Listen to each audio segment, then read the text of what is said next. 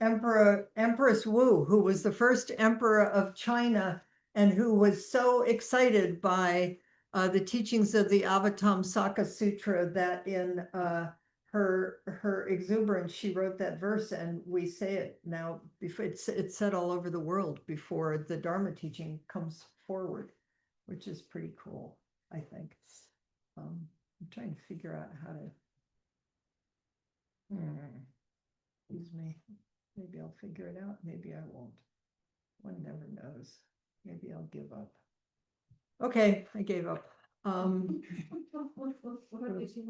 Oh, I wanted to see everybody's face on screen. You can see everybody. I can't see everybody. Would you like some help? Chris, just go to your gallery view in the upper right-hand corner where there's a little box that says view. And Karen, please spotlight Chris so that she gets recorded. Oh. Sorry for the interruption. Maybe somebody will just whisper in your ear something that you knew that you forgot that you knew, and there you are.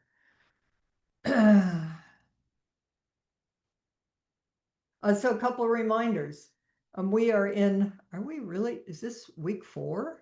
I think it's week 4 of the practice period. It's like, I know, and you're gonna die, and no, we're all gonna die, and we're gonna go, did that really happen? And sorry, I think we Seem to have lost track.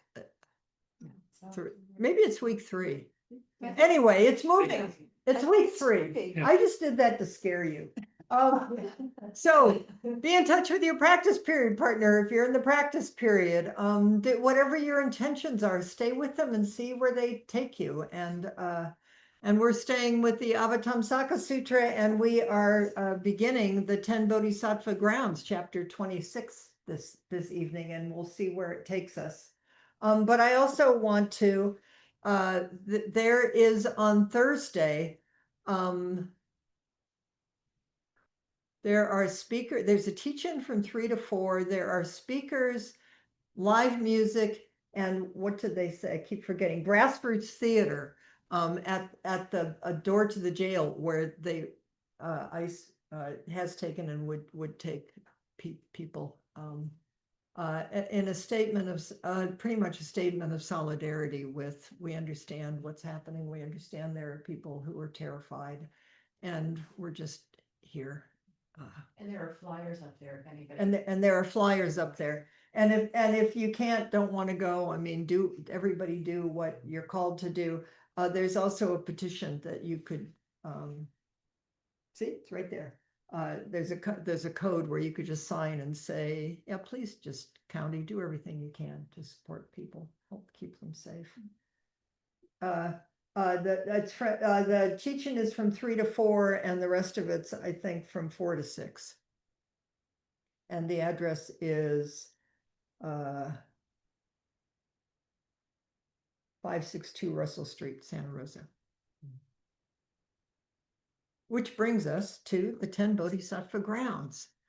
Because do you feel like you need to stay grounded and be grounded? Does that feel helpful in your life and in the midst of all of this? Well, it just seems to be that from the beginningness of time, people have been saying the same thing. And pretty much my sense is across traditions, although we're focusing on this one, coming up with the same thing, about how to be here, how to be of help, how to cultivate the heart, how to cultivate wisdom.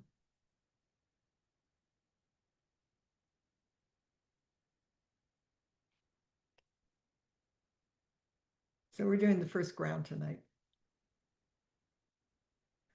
Little history. Did I show you how thick this is? It's just like you take the Avatamsaka Sutra. Remember how thick that was, and then you take one chapter out, and this is one chapter. But it's like life, It's like, how many sutras are there? Sutras? Yeah. Oh, don't go down. Okay. Oh, there's lots of sutras. Yeah. Okay, so there have been taking us up to chapter 26, there have been 6 assemblies. I mean, 5. This is the 6th assembly. This is what happens. It's extravagant, it's over the top, it's unimaginable, but you can imagine it. The first paragraphs, I'm going to do some just descriptive since you all want to go home and have your dinner or whatever you do at night. The first paragraphs of the first ground just establish where we are. We are, you may think you know where you are, but where we are simultaneously, we are in the principal palace in the Parinirmita realm, the 6th of the Buddha heavens, and the highest in the realm of pure form. Did you know that? Yeah. Can you feel it? Even if you can't, it's okay. That's where we are.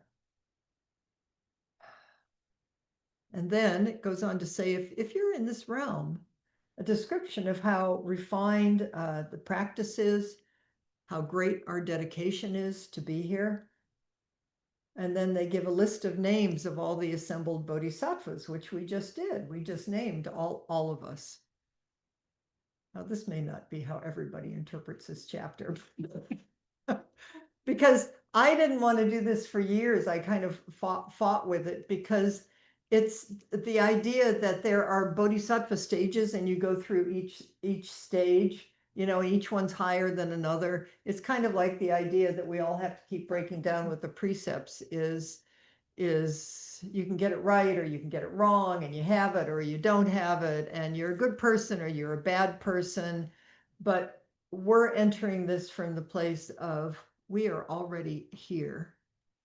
This already is on earth. It's our job to bring it into manifestation. That's our practice. And it's been the practice of Buddhas and Bodhisattvas across time and space.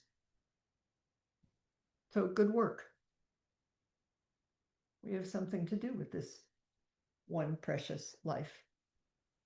So they list all the names, and it culminates in the name of their leader, who is called Vajra Treasure Bodhisattva. The names are amazing. You should just go in and just look at some of the names. They're pretty cool.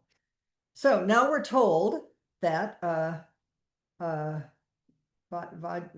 Vajragarbha has recently mastered a meditative state known as the diamond matrix, or the great light samadhi, which is what you just did.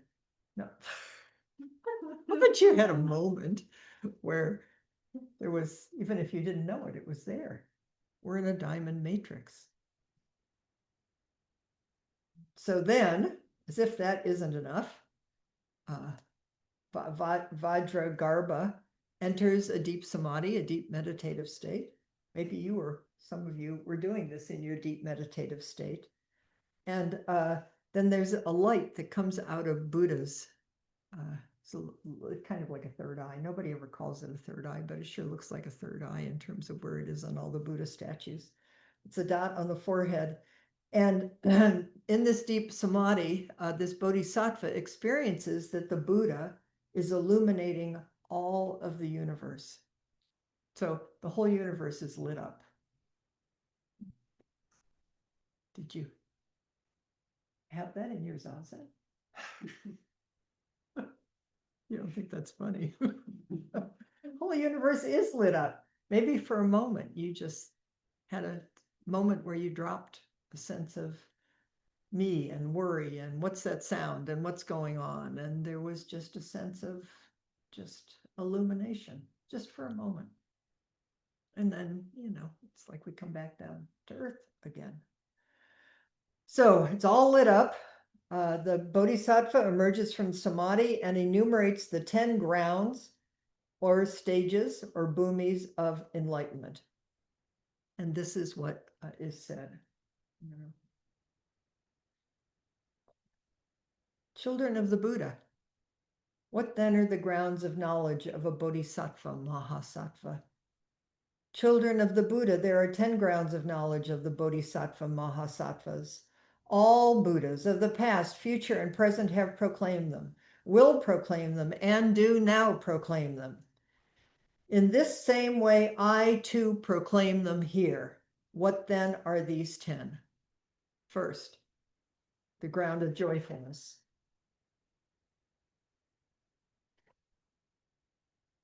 Two, the ground of stainlessness, which we'll do on Thursday. Third, the ground of shining light, which Rachel will do next Tuesday. Fourth, the ground of blazing brilliance. Fifth, the difficult to conquer ground. Sixth, the ground of direct presence. Seventh, the far reaching ground. Eighth, the ground of immovability.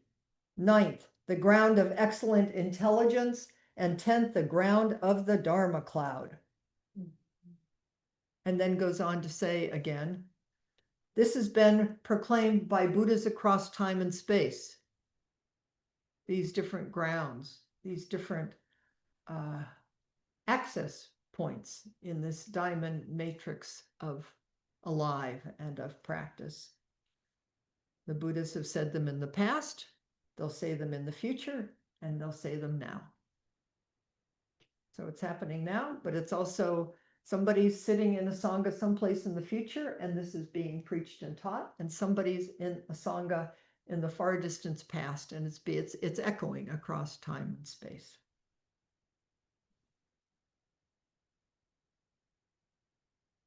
And then, after saying all that, this diamond matrix Bodhisattva just falls silent.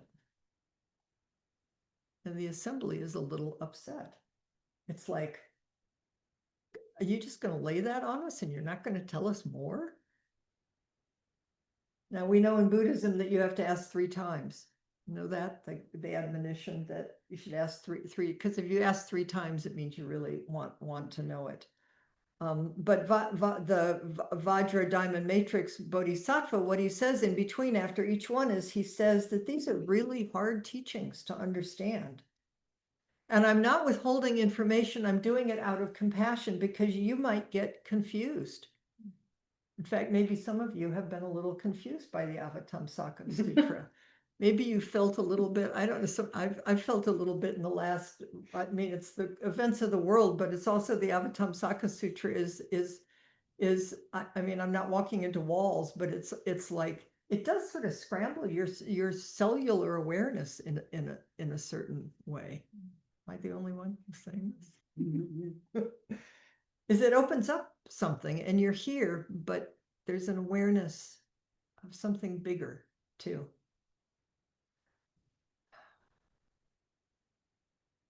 And then there's a bodhisattva called Liberation Moon Bodhisattva, who assures the audience that everybody's really prepared. It's really okay to tell you all of this. You all are ready. And in fact, somebody said to me today, I don't understand any of this. And I said, yes, you do. You just don't know that you understand. That's all. It's okay. Okay, so then the assembly forms a chorus to ask, please tell us. And then Shakyamuni Buddha, as well as all the other Buddhas, shoot a beam of light from their eyebrows and illuminates all the clouds and channels the magical power into the diamond matrix Bodhisattva. And from within the light of illuminated cloud, a voice commands diamond matrix to explain the 10 grounds. And then he starts to explain it. So this is, I guess we just got shot a beam of light and somehow it fell on you and me and all of us. And we're just going to have to, for the sake of all beings. Okay. I liked this part. Why are these 10 called grounds? You know, the 10 grounds of the Bodhisattva. All things that exist are born from the ground, grow because of the ground, come to maturity by means of the ground, and obtain liberation due to the ground. Within the ground are found a variety of treasures like gold mines, diamond mines, silver mines, copper, iron, and various other kinds of mines that people excavate. The 10 grounds contain the minds of the Buddhas, the minds of Bodhisattvas, the minds of the hearers and those enlightened to conditions, the minds of gods and people, the minds of animals, hungry ghosts, and hell beings. In all the 10 Dharma realms, there are minds, and if we knew how to excavate them, then we could obtain a variety of treasures. And in fact, you may remember in the Lotus Sutra is that when that all the bodhisattvas come up out of the ground. There's a really famous scene. They've all just been down there practicing. They're down there in the ground, and then they come up and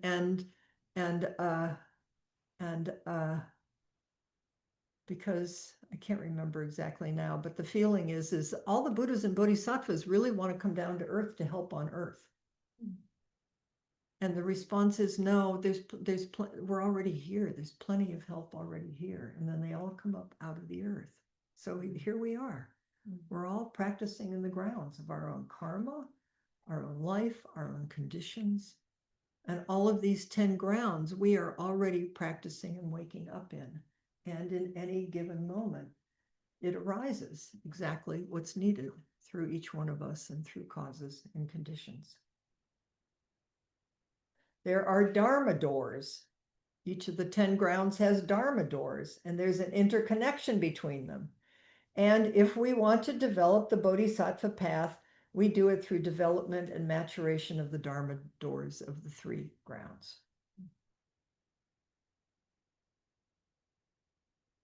So what happens next? You want to know what happens next? Yes. This is why you have to say yes. Then they give a list of great vows that bodhisattvas make. And it goes on and on. I'm sparing you. You may think I'm not sparing you, but I am. But essentially what it is it's the 4 Mahayana of our bodhisattva vows that we say: to save all beings, to wake up and end all delusions, to enter all Dharma gates, and to become the Buddha that we already are. What's great is this was in early China, and it's all here, the roots and the seeds of it. And then there's a reflection on these vows and how to interact with the mind states of someone who has taken them, and how they instill reverence for bodhisattva aspirations, and how to generate faith, trust in one's ability, and to fulfill these vows. And then it goes on and on and on for a good number of pages, which I thought might be fun because I kind of went through and I pulled it out a little bit. Is you all have near you or on your chair, you can share it, and it's also going to go up on screen. I thought that we would chant this together to become enlightened about exactly what is going on here and what do we need to, I just have to figure out what pages I'm on here.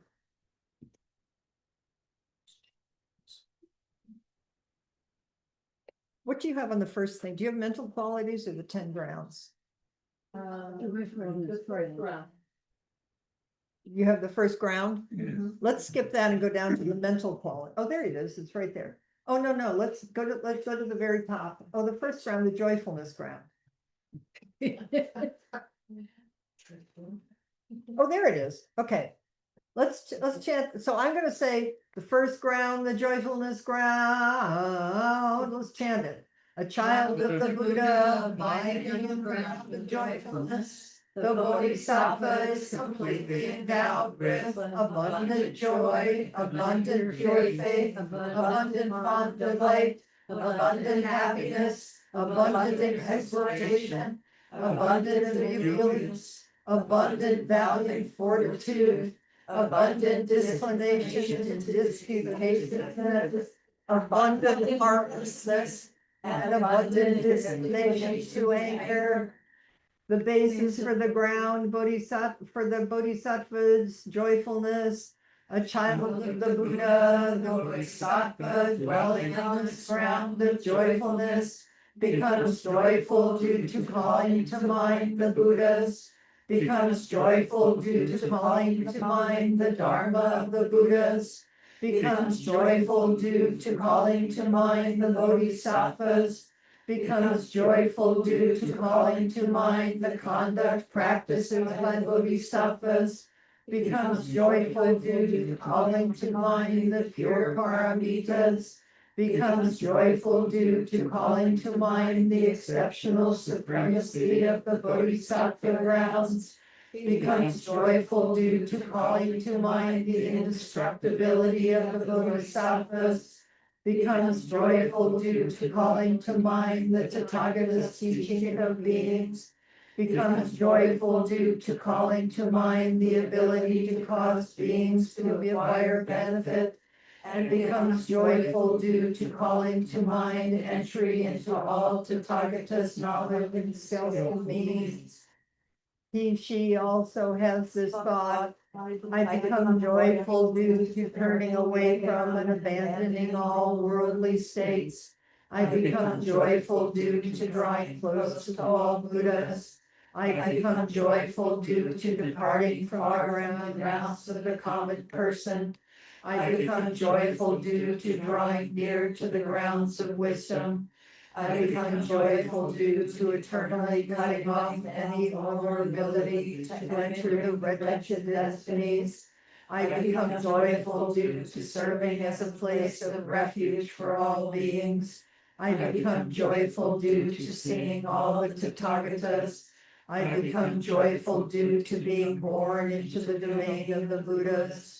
I become joyful due to becoming the sustained nature of all Bodhisattvas, and I become joyful due to leaving behind the fear of all circumstances that would cause hair-raising terror.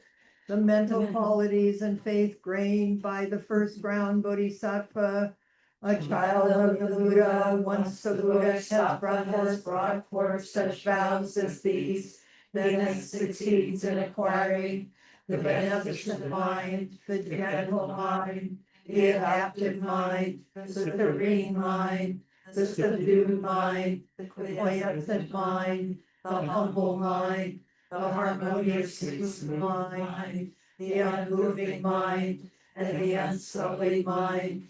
He thereby succeeds in becoming one possessed of pure faith and possessed of the functional uses of faith. Child of the Buddha, and thus it is that the Bodhisattva protects the 10 dharmas, and purifying the ground, namely compassion, kindness, renunciation, indefallibility, knowledge of the sutras and truths, thorough comprehension of world dharmas, a sense of shame and dread of blame, the power of enduring fortitude, the making of offerings to the Buddhas, while cultivating in accordance with the teachings.